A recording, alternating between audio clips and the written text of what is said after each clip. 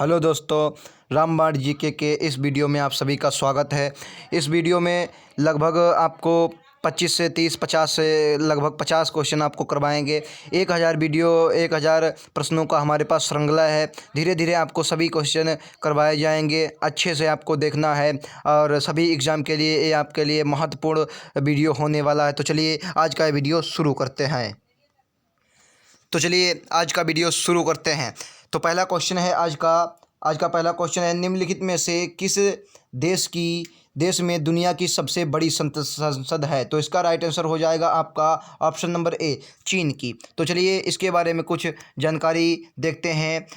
कहते हैं दुनिया में चीन की सबसे बड़ी संसद है। चीन की संसद का नाम नेशनल पीपल्स कांग्रेस है। ब्रिटेन की संसद को पार्लियामेंट, जापान की संसद को डायट और भारत की संसद को संसद ही कहा जाता है। भारत की संसद को हम लोग संसद ही कहते हैं और बाकी जो आपका है चीन में जो सबसे बड़ी संसद है चीन की, उसे नेशनल पीपल्स कांग्रेस पार्टी है। अगला क्वेश्चन है आपका क्वेश्चन नंबर 2 है। क्वेश्चन नंबर 2 कह रहा है, निम्नलिखित में से कौन एक आ पैसेज टू इंग्लैंड पुस्तक के लेखक हैं? जो ये पुस्तक है निम्नलिखित में से किसकी है? तो इसका राइट आंसर आपका हो जाएगा ऑप्शन नंबर डी, नीरद सी चौधरी की ये पुस्तक हो जाएगी आ पैसेंज टू इंग्लैंड। इनके बारे में आइए जानकारी लेते हैं। आ पैसेंज टू इंग्लैंड पुस्तक के लेखक नीरज सी चौधरी हैं। पहली बार इस पुस्तक का प्रकाशन 1959 में हुआ था। जी हाँ, पहली बार जो इस पुस्तक का प्रकाशन हुआ वो 1959 में हुआ था। अगला क्वेश्चन नंबर 3 देखते हैं। क्वेश्चन नंबर 3 है, महात्मा गांधी ने नेटोल भारतीय कांग्रेस का गठन किस वर्ष किया था? जो नेटोल भारतीय कांग्रेस का गठन हुआ वो किस वर्ष किया गया? 4 ऑप्शन आपको दिए गए हैं, आपको बताना है कौन सा इसका राइट आंसर हो जाएगा। तो इसका राइट आंसर हो जाएगा ऑप्शन नंबर सी। जी हाँ, 1894 में नेटोल भारतीय कांग्रेस की स्थापना की गई। चलिए आइए इसके बारे में थोड़ी जानकारी प्राप्त करते हैं। इसके बारे में जानकारी यही है कि महात्मा गांधी ने नेटोल भारतीय कांग्रेस का गठन 1854 ईस्वी में किया। यह गठन दक्षिण अफ्रीका में भारतीयों के साथ हो रहे भेदभाव विरुद्ध लड़ने के लिए किया गया था। जो भारतीय वहाँ रह रहे थे साउथ अफ्रीका में, उनके भेदभाव के खिलाफ लड़ने के लिए किया गया था। क्वेश्चन नंबर 4 देखते हैं। क्वेश्चन नंबर 4 कह रहा है कि मानव शरीर में पाचन, साइंस का क्वेश्चन है, मानव शरीर में पाचन तंत्र का सबसे लंबा हिस्सा कौन सा होता है? जो पाचन तंत्र होता है उसका सबसे लंबा हिस्सा कौन सा होता है? तो इसका राइट आंसर हो जाएगा आपका ऑप्शन नंबर सी, छोटी आंत। जी हाँ, छोटी आंत इसका राइट आंसर हो जाएगा। चलिए इसके बारे में थोड़ी जानकारी देखते हैं।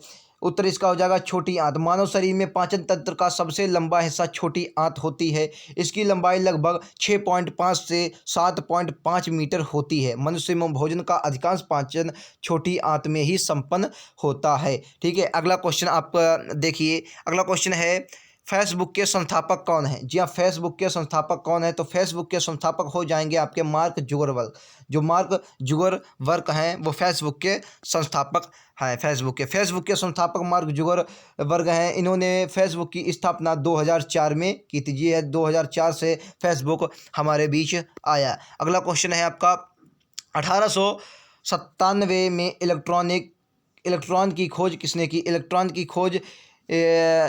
की जो खोज हुई थी जे इसका राइट आंसर हो जाएगा option number A, J Thomson ने की थी। जे थॉमसन ने। आप लोगों ने एक सूत्र जरूर पढ़ा होगा, ईंटा पर नाचे। जी हाँ, ईंटा पर नाचे आपने सुना होगा। इससे होता है इलेक्ट्रॉन, थॉमसन हो जाएगा, पासे प्रोटॉन, रदरफोर्ड हो जाएगा, और नासे जो चैडविक ने की थी, न्यूट्रॉन की खोज की थी। आप लोगों ने ये जरूर पढ़ा होगा हाई स्कूल इंटर में। तो आइए इसके बारे में थोड़ी जानकारी देखते हैं। इलेक्ट्रॉन का एक क्या है? एक ऋण आवेशित कण है। इसकी खोज 1897 ईस्वी में जे थॉमसन ने की थी, 1897 ईस्वी में। अगला क्वेश्चन है आपका क्वेश्चन नंबर 7 है आपका, 1799 में महाराजा सवाई प्रताप सिंह ने किस भारतीय स्मारक का निर्माण कराया था? तो कौन सा भारतीय स्मारक हो जाएगा आपका? इसका राइट आंसर आपको ऑप्शन नंबर डी हो जाएगा, हवा महल का इन्होंने निर्माण करवाया था। इसके बारे में थोड़ी जानकारी देते हैं। 1799 में महाराजा सवाई प्रताप सिंह ने हवा महल नामक भारतीय स्मारक का निर्माण करवाया। हवा महल जयपुर राजस्थान में स्थित है। हवा का वास्तुकार लालचंद्र उस्ताद से, जो हवा महल के वास्तुकार थे लालचंद्र उस्ताद से। जयपुर को ही आप पिंक सिटी, गुलाबी शहर के नाम से जानते हैं। अगला क्वेश्चन है आपका,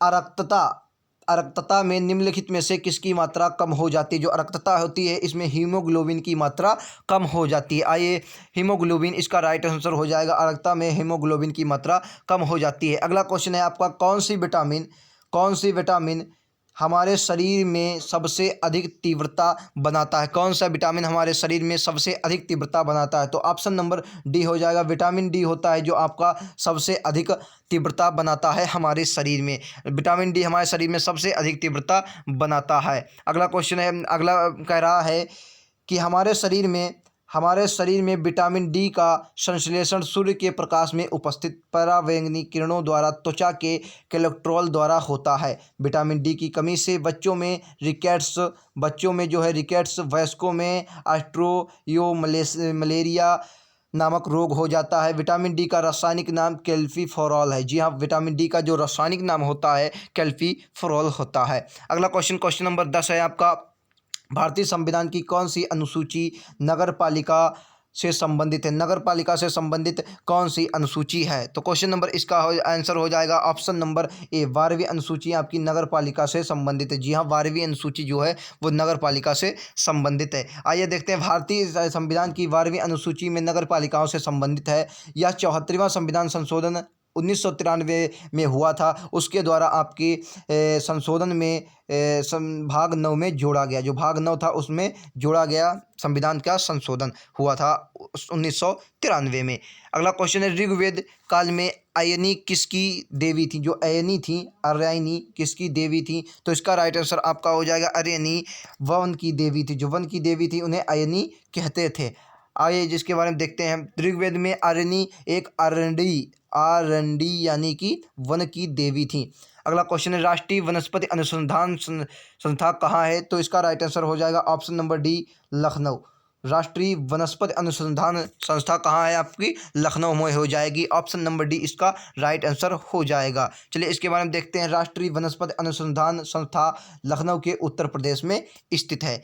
अगला क्वेश्चन है आपका, क्वेश्चन नंबर 13, तो कह रहा नारियल का कौन सा भाग खाने योग्य होता है? तो आइए देखते हैं, नारियल का कौन सा भाग खाने योग्य होता है? तो इसका राइट आंसर हो जाएगा ऑप्शन नंबर ए, भ्रूणपोष। जो भ्रूणपोष होता है ये खाने योग्य होता है। आइए देखते हैं, नारियल का खाने योग्य भाग जो होता है, नारियल का खाने योग्य भाग होता है इसका बीज भ्रूणपोष होता है। नारियल का छिलका, रेशा, इसके लिए काइमा उत्तक का बना होता है। अगला क्वेश्चन है आपका, विजयनगर 14वां क्वेश्चन है आपका, विजयनगर साम्राज्य की स्थापना किसने की थी? विजयनगर साम्राज्य की स्थापना किसने की थी? तो विजयनगर साम्राज्य की स्थापना ऑप्शन नंबर बी, हरिहर बुक्का नामक 2 भाइयों ने की थी। इन्होंने नगर की स्थापना की थी। आइए इसके बारे में थोड़ी जानकारी देते हैं।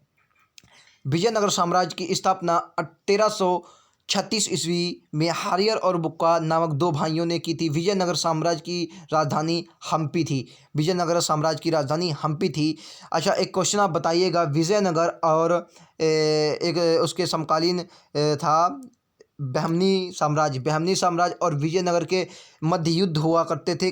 किस नदी के किनारे ज़्यादातर युद्ध हुआ करते थे और उसी नदी के आसपास की ज़मीन के कारण ये युद्ध हुआ करते थे। और आपको एक क्वेश्चन और बताना है, किस युद्ध से इन दोनों जो साम्राज्य थे इनका पतन हो गया? कौन सा युद्ध हुआ था? ये दोनों क्वेश्चन आपको इसका आंसर कमेंट बॉक्स में बताना है। इसका जवाब आपको कमेंट बॉक्स में ही दिया जाएगा। अगला क्वेश्चन है, अगला कह रहा है, विजयनगर साम्राज्य के बारे में कह रहा है। विजयनगर साम्राज्य में खंडरण वर्तमान में कर्नाटक में तुंगभद्रा नदी के तट पर स्थित है। विजयनगर साम्राज्य की राजधानी तेलुगु थी। जो विजयनगर साम्राज्य है इसकी राजधानी तेलुगु थी और तुंगभद्रा नदी पर ये स्थित है। अगला क्वेश्चन, नाभिकीय संलयन अभिक्रिया निम्न में से किस समीकरण पर आधारित? नाभिकीय संलयन अभिक्रिया होती है, क्या कहा संलयन, तो E = mc² पर होती है। आइंस्टीन का नियम है। आइए देखते हैं, नाभिकीय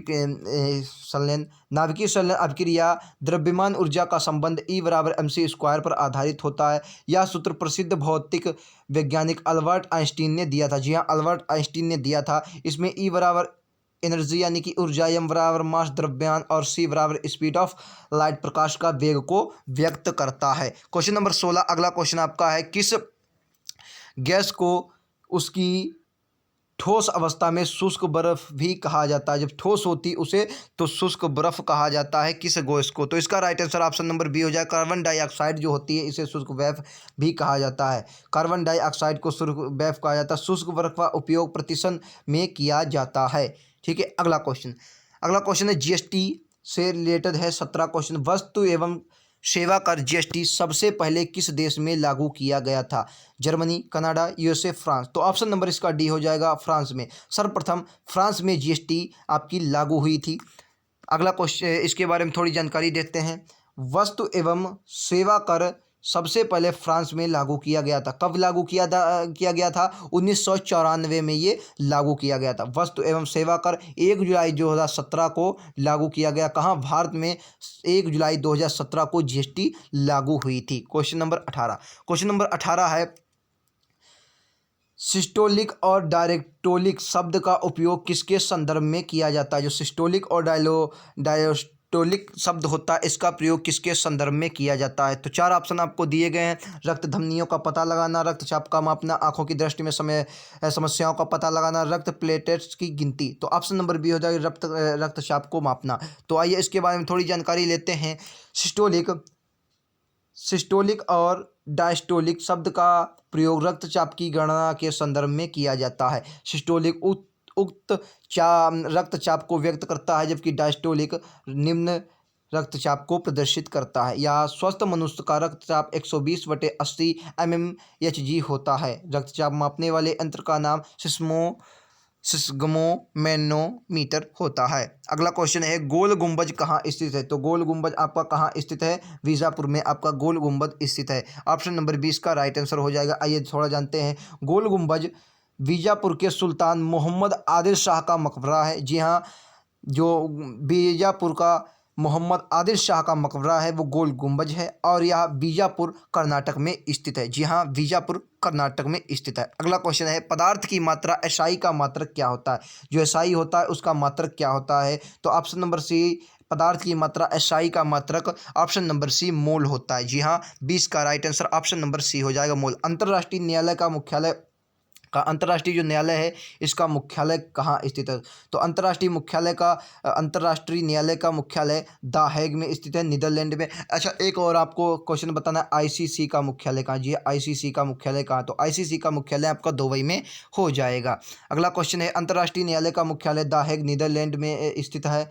द हेग नीदरलैंड में स्थित है। अंतर्राष्ट्रीय न्यायालय की स्थापना 3 अप्रैल 1986 को की गई थी। जी हाँ, 3 अप्रैल 1986 को इसकी स्थापना की गई थी। सभी क्वेश्चन आपकी प्रतियोगी परीक्षाओं के लिए इंपॉर्टेंट है। वीडियो अच्छा लगा है तो लाइक शेयर करना ना भूलें। सभी क्वेश्चनों को आप ध्यान से पढ़िए। अगला क्वेश्चन कुछ थोड़ा तेज़ी से पढ़ा रहे हैं क्योंकि वीडियो 50 क्वेश्चनों का है तो ज़्यादा लंबा ना जाए, इसलिए अगला क्वेश्चन आपका है, कांग्रेस के प्रथम अधिवेशन किस वर्ष हुआ था? जो कांग्रेस का प्रथम अधिवेशन था 1885 में मुंबई में होना था, लेकिन ये पूरी तरह से संपन्न नहीं हो पाया क्योंकि वहाँ पर बीमारी चल रही थी। 1885 में एयू ह्यूम एक अंग्रेज अधिकारी ने कांग्रेस की स्थापना की थी। अगला क्वेश्चन है, इसके बारे में थोड़ी जानकारी देते हैं। भारतीय राष्ट्रीय कांग्रेस का पहला अधिवेशन 28 दिसंबर 1885 को बम्बई में हुआ था। प्रथम अधिवेशन की अध्यक्षता व्योमेश चंद्र बनर्जी जी ने की थी। अगला क्वेश्चन है आपका, अफीम के पौधे में किस भाग में हमें मॉर्फिन का प्राप्त होता है? जो मॉर्फिन होती है किस भाग में प्राप्त होती है? 4 ऑप्शन दिए गए हैं, पत्ते, तना, छाल, फल, आवरण। तो इसका right answer option number D हो जाएगा। फल आवरण जो होता है, फल आवरण से हमें मॉर्फिन प्राप्त होती है, वो भी अफीम के पौधे से। आपको याद रखना, अफीम के पौधे से। अगला क्वेश्चन है, यूएन परिषद में स्थायी सदस्यों की संख्या कितनी? जो यूएन परिषद होता है इसमें स्थायी सदस्यों की संख्या कितनी होती है? तो इसका right answer option number A हो जाएगा, यानी कि 5 सदस्य आपके यूएन के स्थायी सदस्य होते हैं। इसके बारे में आइए थोड़ी जानकारी देते हैं। यूएन सुरक्षा परिषद जो होता है यूएन सुरक्षा परिषद 15 सदस्य होते हैं, जिनमें 5 अस्थायी और 10 अस्थायी सदस्य होते हैं। 5 स्थायी सदस्य में अमेरिका, रूस, फ्रांस, ब्रिटेन और चीन है। संयुक्त राष्ट्र सुरक्षा परिषद में अस्थायी सदस्यों में कार्यकाल 2 वर्ष का होता है। जो भी अस्थायी सदस्य होते हैं उनका कार्यकाल सिर्फ 2 वर्ष का होता है। अमेरिका, फ्रांस, ब्रिटेन और चीन इसके स्थायी सदस्य हो जाएंगे। अगला क्वेश्चन आपका है, निम्नलिखित में से कौन पाकिस्तान के पहले राष्ट्रपति थे? जो पाकिस्तान के पहले राष्ट्रपति थे उनका नाम क्या? इस्कंदर मिर्जा। जी हाँ, इस्कंदर मिर्जा पाकिस्तान के पहले राष्ट्रपति थे। इनके बारे में थोड़ी जानकारी देते हैं। पाकिस्तान के पहले राष्ट्रपति इस्कंदर मिर्जा थे। मार्च 1956 से अक्टूबर 1958 तक राष्ट्रपति पद पर ये रहे थे इस्कंदर मिर्जा जी। अगला क्वेश्चन है आपका, किस वर्ष भारत ने ओलंपिक खेलों में हॉकी भारत ने जो ओलंपिक खेल में हॉकी कब आपका स्वर्ण पदक जीता था? हॉकी ने पहला स्वर्ण पदक कब जीता था भारत के ओलंपिक खेलों में? तो इसका राइट आंसर आपको बताना है 1916, 1928, 1932, 1948। तो इसका right answer option number B हो जाएगा। 1928 में ये आपका स्वर्ण पदक जीता था। भारत ने वर्ष 1928 में एम्स्टर्डम ओलंपिक खेलों में हॉकी का पहला स्वर्ण पदक जीता था। स्वतंत्र भारत ने वर्ष 1948 में लंदन ओलंपिक में हॉकी में खेले गए अपना पहला ओलंपिक स्वर्ण जीता था। पहला ओलंपिक स्वर्ण आपका 1948 में जीता था। ओके, अगला क्वेश्चन। अगला, लोनार झील कहाँ है? तो लोनार झील आपकी महाराष्ट्र में हो जाएगी। ये एक क्रेटर निर्मित झील है। अगला क्वेश्चन है, ये देखिए क्या कह रहा है, थोड़ा देख लीजिए इसके बारे में। लोनार झील महाराष्ट्र में स्थित एक खारे पानी की झील है। इसका निर्माण उल्का पिंड गिरने से हुआ था, टकराने से, पृथ्वी पर टकराया, उसके गिरने से हुआ था। भारत के सबसे लंबी मुख्य भूमि तटरेखा वाला राज्य कौन सा है? तो इसका राइट आंसर आपका हो जाएगा गुजरात। दूसरे नंबर पर आपका आता है आंध्र प्रदेश। आंध्र प्रदेश आपका दूसरे नंबर पर तटरेखा में आता है। अगला क्वेश्चन है, भारत के संविधान में कौन से अनुच्छेद में यह प्रावधान किया गया है? कौन से अनुच्छेद में यह प्रावधान किया गया है कि प्रत्येक भारतीय राज्य में एक राज्यपाल होगा? तो मतलब कहा गया कि राज्यपाल की चर्चा अनुच्छेद किस में की गई? तो अनुच्छेद 153 में आपके राज्यपाल की चर्चा की गई। आपको याद रखना है, अनुच्छेद 153 में राज्यपाल की चर्चा की गई है। अगला क्वेश्चन है आपका, किस संविधान संशोधन के द्वारा भारत में मुफ्त शिक्षा, बच्चों को मुफ्त शिक्षा और अनिवार्य प्राथमिक शिक्षा की व्यवस्था की गई? 46वां संविधान हुआ था। 21 के का में ये संविधान संशोधन किया गया था। 21 के का में मूल संविधान संशोधन, ये मूल अधिकार में इसे रखा गया है। 46वां संविधान संशोधन देख लीजिए क्या है। 46वें संविधान संशोधन 2002 के द्वारा भारत में सभी बच्चों के लिए मुफ्त और अनिवार्य प्राथमिक शिक्षा की व्यवस्था की गई है। इस अधिनियम के तहत 6 से 14 वर्ष की आयु के सभी बच्चों के लिए निःशुल्क एवं अनिवार्य शिक्षा की मौलिक अधिकार के रूप में मान्यता देने के संबंधी प्रावधान किया गया। इसे अनुच्छेद 21 के काम के अंतर्गत संविधान में जोड़ा गया है। आपको याद रखना है। अगला क्वेश्चन नंबर 31 देखते हैं। दिल्ली के सिंहासन पर बैठने वाली पहली महिला, एकमात्र मुस्लिम महिला कौन सी थी? रजिया सुल्तान, ये आपकी इल्तुतमिश की पुत्री जी थी। इल्तुतमिश की रजिया जो बेगम थी, रजिया बेगम 1236 से 40 के में दिल्ली में सिंहासन पर बैठने वाली पहली और एकमात्र मुस्लिम महिला थी। रजिया बेगम इल्तुतमिश की पुत्री थी। अगला क्वेश्चन, बेकिंग सोडा या खाने का सोडा का रासायनिक नाम क्या होता है? तो इसका रासायनिक नाम आपका होता है सोडियम बाइकार्बोनेट। जी हाँ, सोडियम बाइकार्बोनेट बेकिंग सोडा या खाने वाले सोडा का नाम, रासायनिक नाम होता है। बेकिंग सोडा या खाने वाले सोडा का रासायनिक नाम सोडियम बाइकार्बोनेट NaHCO3 है। सोडियम कार्बोनेट Na2CO3 धोवन सोडा या सोडियम क्लोराइड NaCl नमक और sodium nitrate NaNO3 chilli soda का रासायनिक नाम है। अगला क्वेश्चन है आपका, कोलार और हट्टी सोने की खाने कहाँ है? कोलार और हट्टी जो सोने की खाने हैं आपकी कहाँ? कर्नाटक में है। इन पर एक फिल्म भी बनाई गई है। कोलार की खान पर इसमें एक फिल्म भी, KGF फिल्म भी बनी है। ऑप्शन इसका बी राइट आंसर हो जाएगा। कोलार एवं हट्टी नामक जो सोने की खाने हैं आपकी कर्नाटक राज्य में स्थित हैं। पन्ना हीरे की खान मध्य प्रदेश में, बहुत इंपॉर्टेंट है। पन्ना हीरे की खान आपसे पूछा जाता है, मध्य प्रदेश में स्थित है। अच्छा, मध्य प्रदेश का प्रसिद्ध एक कोई आप कमेंट बॉक्स में वो बताइए, क्या उसका कहते हैं,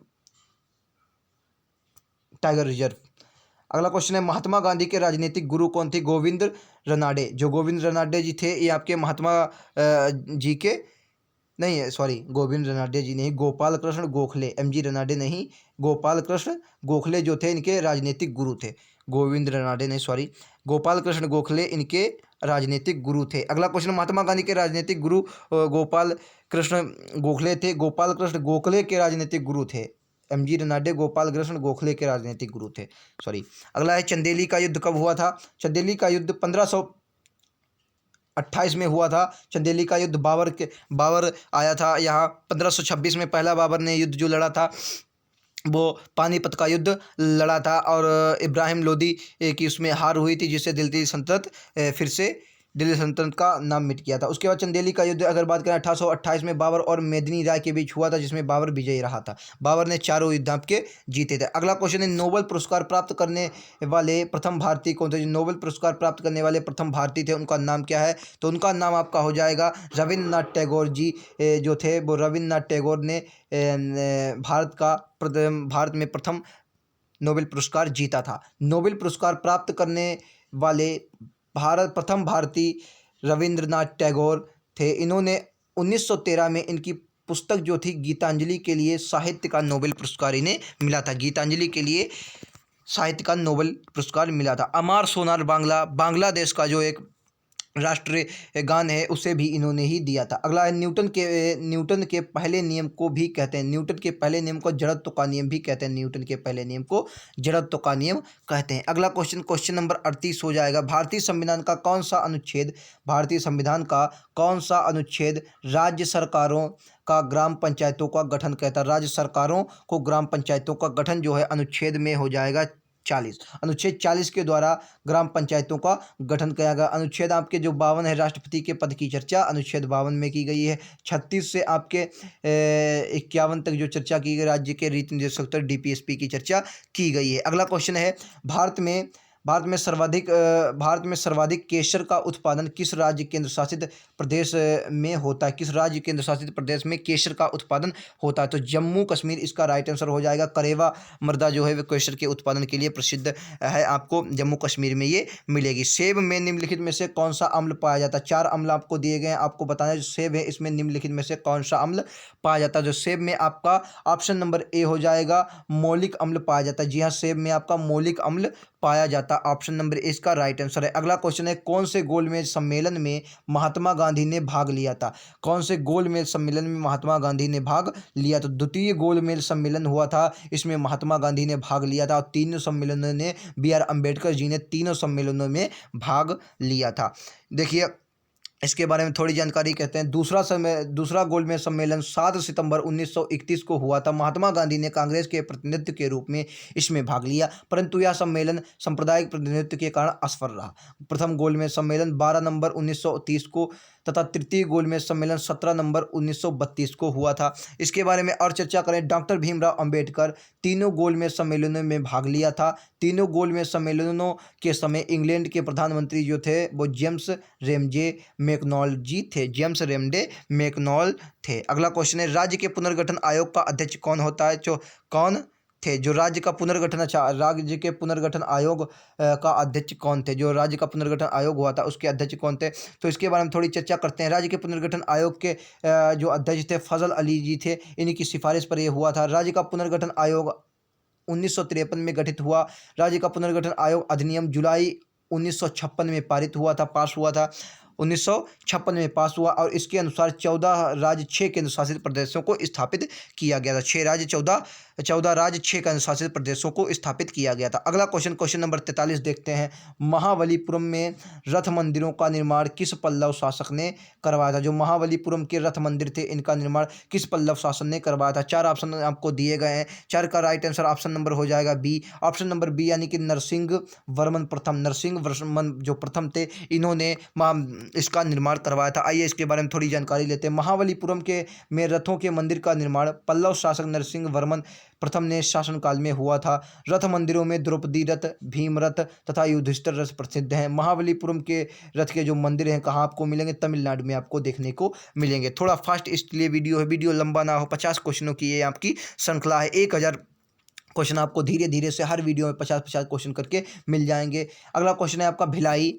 जो भिलाई स्टील इस्पात है कहाँ बनाया गया? तो इसका right answer option number B हो जाएगा। छत्तीसगढ़ में आपका भिलाई स्टील इस्पात बनाया गया है। भिलाई स्टील इस्पात आपका छत्तीसगढ़ में बनाया गया। आइए इसके बारे में थोड़ी जानकारी कहते हैं। ऑप्शन नंबर बी है भिलाई स्टील इस्पात मध्य प्रदेश राज्य में स्थित है। इस इस्पात की स्थापना सोवियत संघ की सहायता से 1955 में की गई थी। जी हाँ, सोवियत संघ की स्थापना से 1955 में इसकी स्थापना की गई थी, सहायता से उसकी। अगला है जादूगोड़ा की खाने कहाँ स्थित है? जो जादूगोड़ा की खाने किस लिए प्रसिद्ध है? जादूगोड़ा की खाने हैं वो किस लिए प्रसिद्ध हैं? तो इसका right answer option number D हो जाएगा, यूरेनियम के लिए। यूरेनियम आपका बहुत इंपॉर्टेंट पदार्थ होता है, यूरेनियम के लिए आपका प्रसिद्ध है।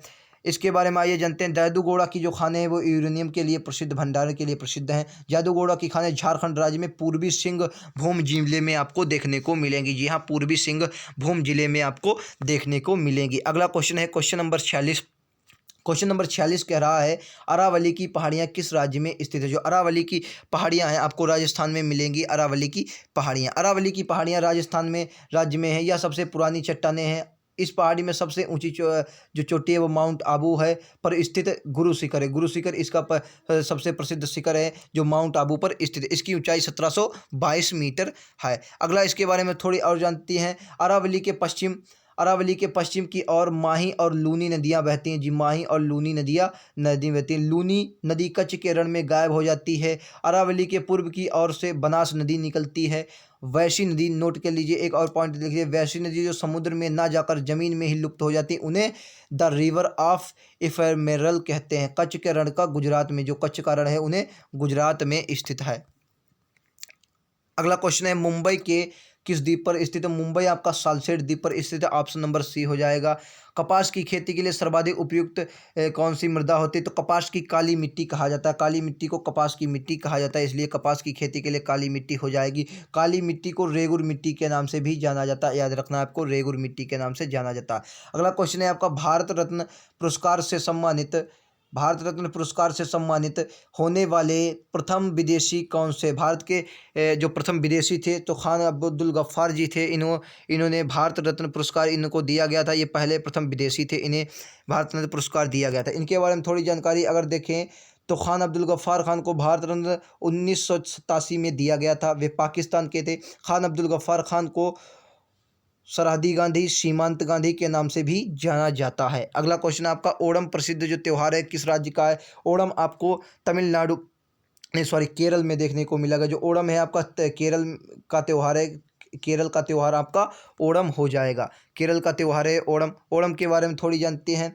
ओणम का प्रसिद्ध त्यौहार केरल में मनाया जाता है। ओणम को खास तौर पर खेतों में फसल की कटाई पर उपज के लिए मनाया जाता है। पोगम त्यौहार तमिलनाडु और बिहू असम में मनाया जाता है। ये भी बिहू भी एक फसल की कटाई पर बनाया जाने वाला त्यौहार है जो कि आपका असम में बनाया जाता है। पोगल आपका तमिलनाडु में बनाया जाता है, आपको याद रखना है। अगला क्वेश्चन, ये थे 50 क्वेश्चन हो गए। हाँ, 50 क्वेश्चन आपके हो गए। वीडियो कैसा लगा हमें कमेंट बॉक्स में ज़रूर बताइए। कि थोड़ा लंबा ना हो वीडियो तो थोड़ा इसलिए जल्दी करवाया गया है। इसके बाद पार्ट 2 भी आपको जल्द से जल्द देखने को मिलेगा। चैनल को सब्सक्राइब करें, वीडियो को ज़्यादा से ज़्यादा लाइक करें और हमारे चैनल के प्लेलिस्ट में जाकर अच्छे से अच्छे वीडियो ज़रूर देखें जिसमें आपको अच्छे से अच्छे वीडियो मिलेंगे। तो चलिए आज के लिए इतना ही। Thank you.